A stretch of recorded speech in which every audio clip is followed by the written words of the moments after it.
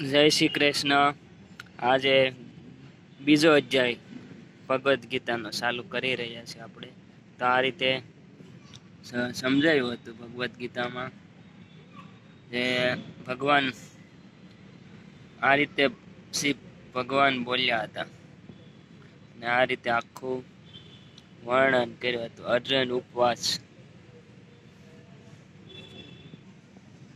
આ રીતે વર્ણન દર્શાવ્યું હતું ભગવાન શ્રી કૃષ્ણએ અર્જુનને। અર્જુનજી સાંભળ્યા હતા।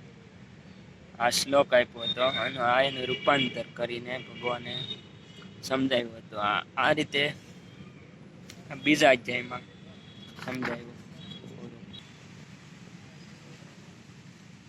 આ રીતે સમજાયું સંજય ધૃતરાષ્ટ્રને જણાવે છે અને આ ઉપસાર રીતે આખું સમજાવવામાં આવ્યું હતું।